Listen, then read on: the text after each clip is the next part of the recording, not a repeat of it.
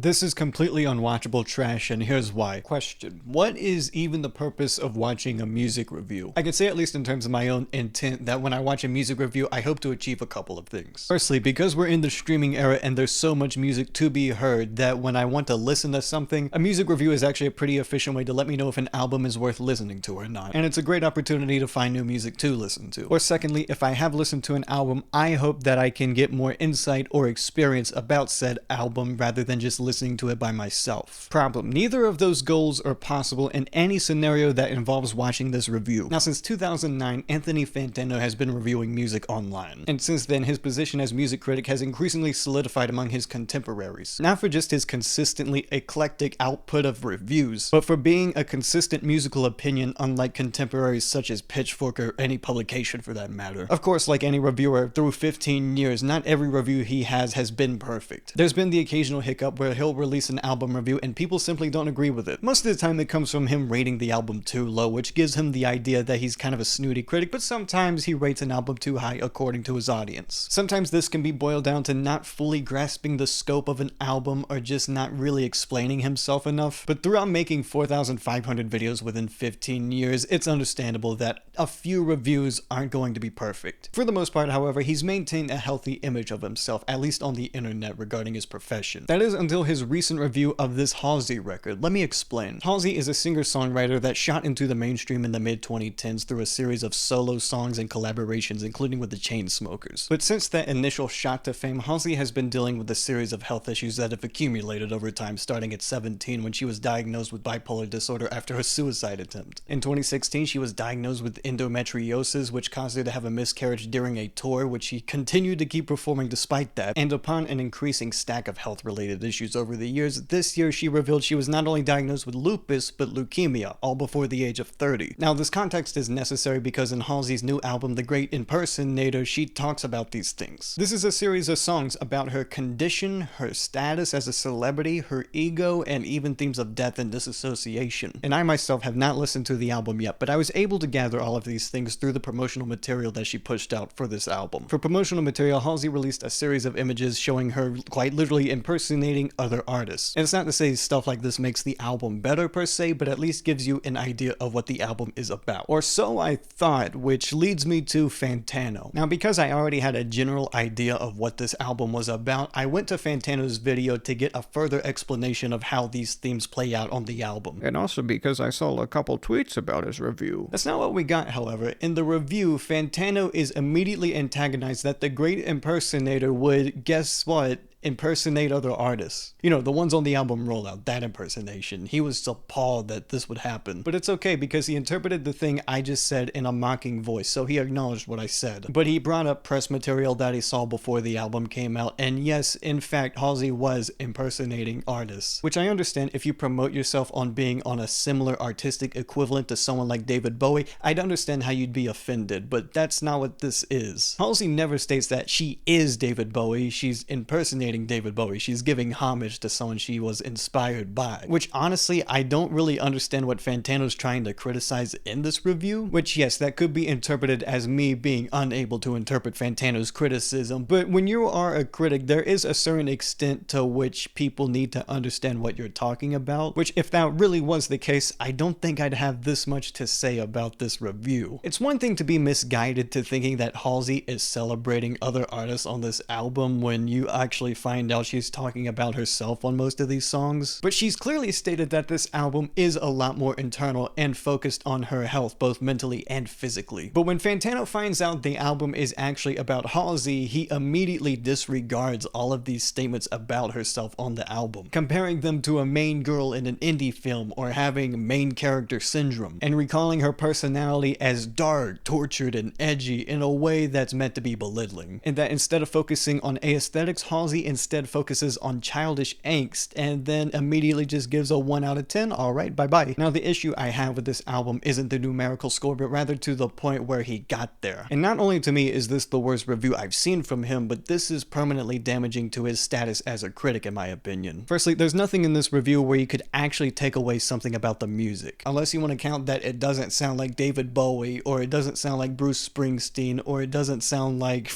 Bjork. But as someone who hasn't listened to the album, I watched this entire review and I didn't take away anything about what this album could be about, with the exception that I know it doesn't sound like certain things. And as much as I wanted to go into this video blind about the album, I had to look at the first song at least and see what the lyrics were about, because maybe the beginning of the album leads you on to thinking it's about something else, which I understand that can seem like you're pulling the rug from under your listener. But after looking at the first verse of this album, the first minute of this entire album, the themes could not be more apparent to me. Stardom, ego, her literal fucking body are all prevalent things that are mentioned at the beginning of this album. Do you think they'd laugh at how I die or take a photo of my family in the lobby? The ceremony's small inside cause I don't know if I could sell out my own funeral, at least not at this point in time, and if I ever tried to leave behind my body, well at least I know it was never mine. Which, having that as the first verse in the first song and then immediately using main character syndrome is absolutely mind-boggling to me, because the use of that term is at best ignorant and at worst just outright disgusting. Okay, firstly, if you know anything about making music, why would you be surprised that an artist is talking about themselves? And why, after sitting through an hour of this album, did you not pick up that because she's talking about herself so much, maybe you're just misdirected towards what you're thinking about? Like, how could you not pick up a crumb of why Halsey is talking about herself so much in this album? And as someone who also looked at the press releases of this album, I mostly saw her talking about her health issues rather than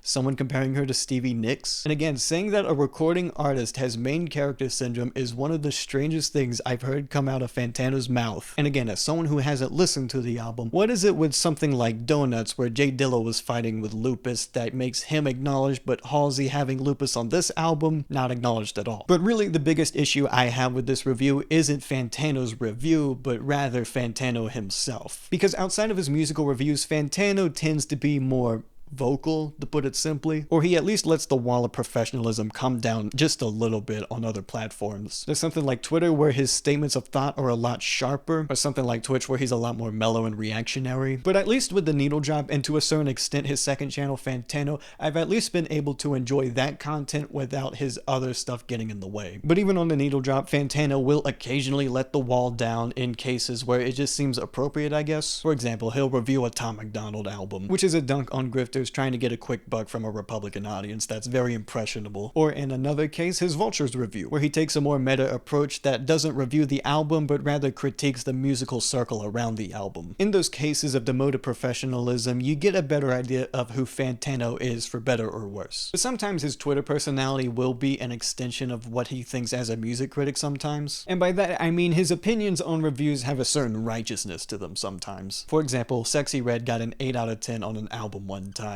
and that's obviously his opinion. I don't really care. But he did release this review knowing it was going to be more susceptible to polarization or just straight up disagreement from his audience. But instead of ignoring that hate and just keeping Sexy Red as an artist worthy of admiration, Fantano will commonly flex his opinion on Sexy Red towards naysayers as recently as yesterday, commenting about her feature on the new Tyler the Creator album, stating, "I just know there's a certain genre of male who thinks he's too smart for Sexy Red that's throwing temper tantrums off having to hear her on a Tyler album.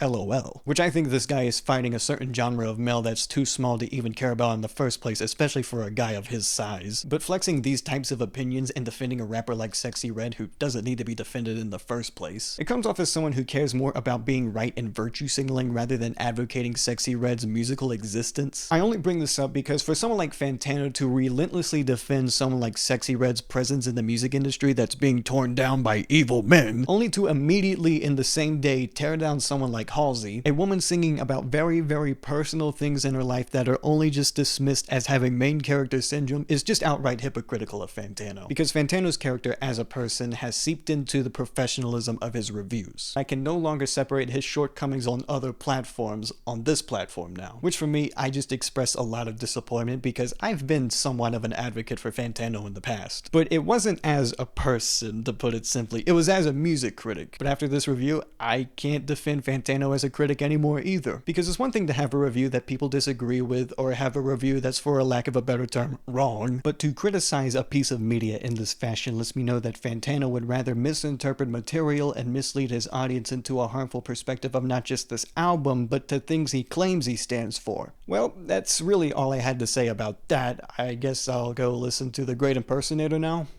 For my own opinion? Probably. probably do that.